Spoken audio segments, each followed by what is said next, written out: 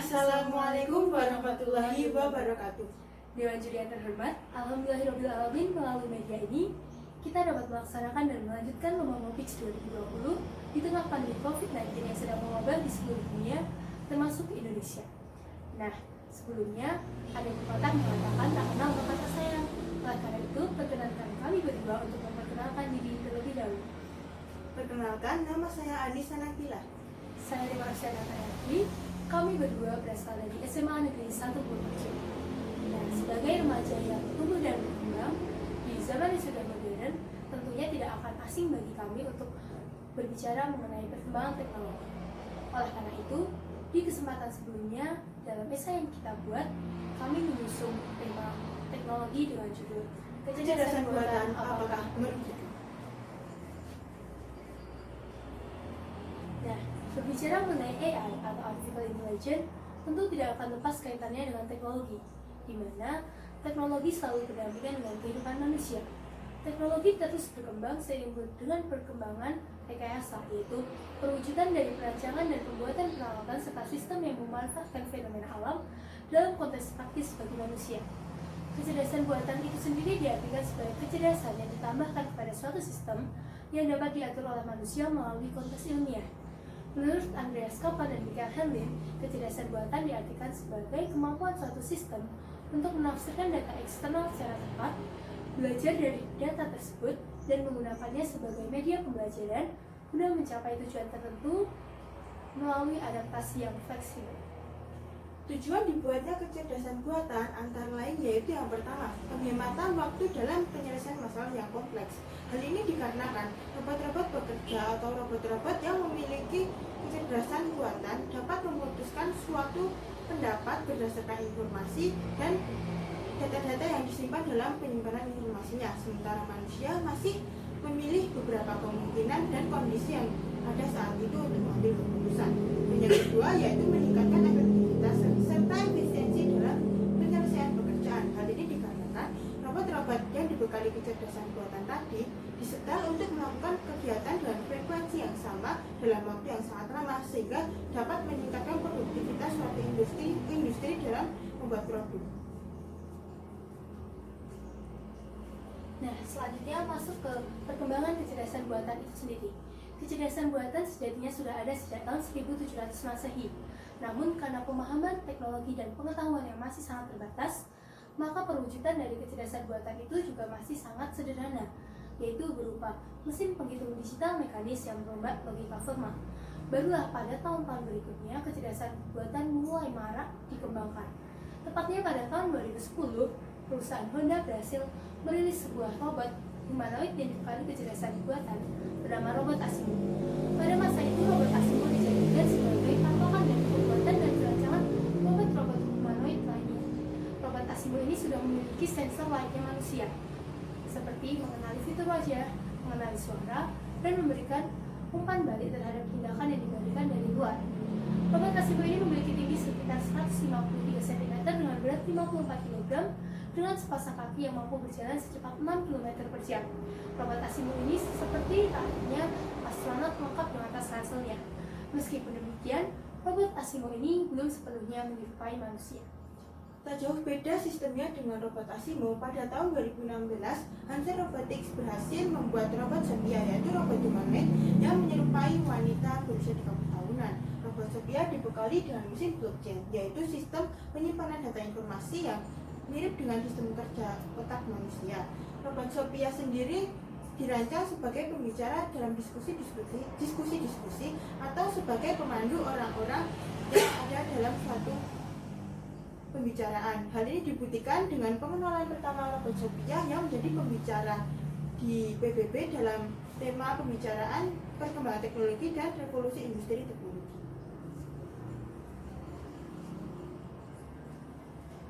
Lalu, apa dampak yang ditimbulkan dari berkembangnya kecerdasan buatan? Tentu hal ini pastinya memiliki dua dampak, yaitu dampak positif dan dampak negatif.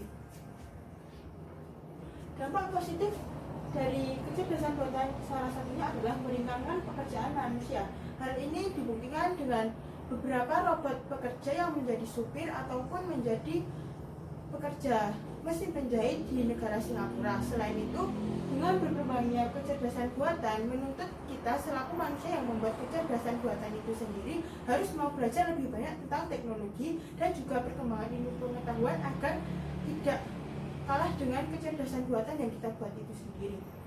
Nah, selanjutnya ada dampak negatif.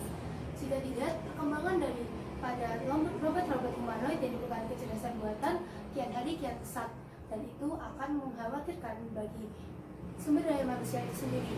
Perkembangan ini justru akan menjadikan robot-robot humanoid yang dibekali kecerdasan buatan akan menjadi pesaing bagi manusia.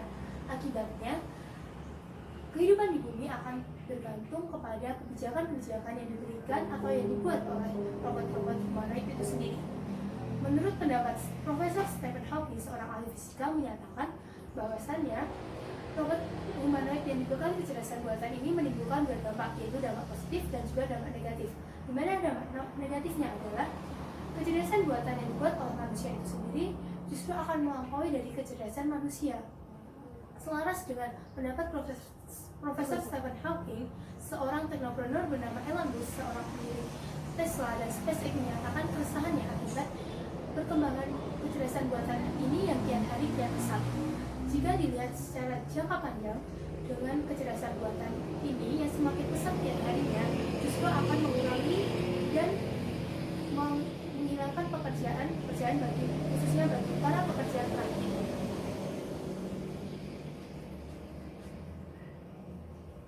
Nah, selanjutnya kita masuk ke sesi pertanyaan. Pertanyaan pertama dari Dewan Juri, apa manfaat robot humanoid? Robot humanoid tentunya dalam hal positif dapat memberikan manfaat bagi manusia. Contohnya yaitu Meyer Aller. Meyer Aller sendiri merupakan robot humanoid yang diproduksi oleh Humboldt University dari Berlin, Jerman. Robot ini memiliki sistem komunikasi layaknya manusia sehingga sangat cocok jika digunakan sebagai teman latihan berbahasa asing ataupun diskusi ringan. Yang kedua ada robot Asimo. Robot Asimo pertama kali diproduksi pada tahun 1986 oleh teknik fundamental Wako di Jepang dan juga Honda. Pada awal produksinya, robot Asimo hanya bisa melakukan pekerjaan manusia yang ringan seperti menaiki dan menuruni tangga serta berjalan pelan, serta belum bisa merespon perintah manusia secara refleks. Baru pada tahun 1993 sampai 1997, robot Asimo bisa melakukan gerakan manusia yang lebih kompleks seperti berlari, menaiki dan menuruni tangga, menutup dan buka pintu, dapat merespon perintah manusia secara refleks dan juga mengambil barang. Namun sayangnya pada tahun 2018, Honda berencana untuk tidak memproduksi robot Asimo lagi karena ingin berfokus pada bidang otomotif. Dan yang ketiga ada robot Justin. Tak jauh beda dengan robot Asimo, robot Justin dirancang sebagai robot asisten rumah tangga. Dari namanya saja tentu sudah jelas bahwa tugas Justin adalah melakukan pekerjaan asisten rumah tangga seperti mencuci piring, mengambil barang, dan melakukan pekerjaan lainnya. Meski demikian, gerakan yang dilakukan Justin belum secepat atau serefleks Asimo karena alat gerak dari robot Justin sendiri berupa 4 roda, bukan sepasang kaki. Dan yang ketiga ada robot saya. Robot saya merupakan robot rancangan Profesor Kobayashi dari Tokyo, Jepang. Robot ini dirancang menjadi pengajar atau sebagai pemandu edukasi tentang teknologi dan perkembangan ilmu pengetahuan yang pada saat itu di daerah Tokyo belum semua daerah, terutama anak-anak sekolah, mengetahui perkembangan teknologi yang ada di Tokyo. Nah, selanjutnya pertanyaan yang kedua, bagaimana nasib para pekerja di samping dari perkembangan robot-robot humanoid ini?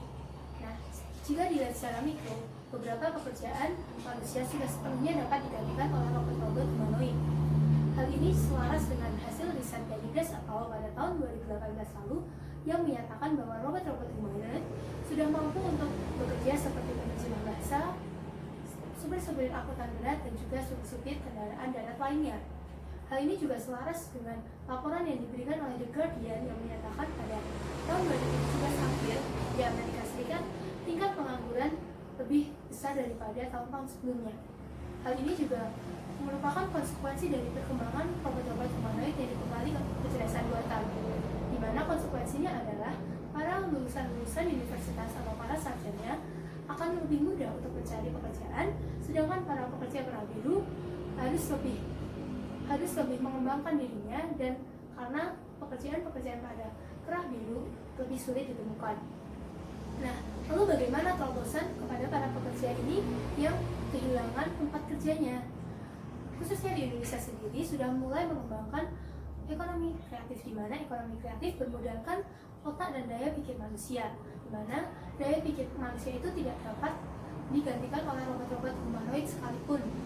Nah, karena pada dasarnya kecerdasan pada manusia itu dapat dituntut untuk kreatif dan inovatif, di mana kita tidak hanya dapat mengoperasionalisasikan pekerjaan atau sistem, tapi juga dapat merancang dan membuat sistem-sistem baru yang lainnya. Nah, dari pemaparan kami berdua dapat disimpulkan bahwa dalam perkembangan kecerdasan buatan ini memiliki dua dampak, yaitu adalah dampak positif dan dampak negatif. Sebagai remaja yang akan memegang estafet ibadah pada tahap 15 hingga 20 tahun ke depan, kita sudah seharusnya untuk terus belajar sehingga kecerdasan yang kita miliki tidak akan terlampaui oleh robot-robot kecerdasan buatan itu sendiri. Nah, sekian presentasi dari kami.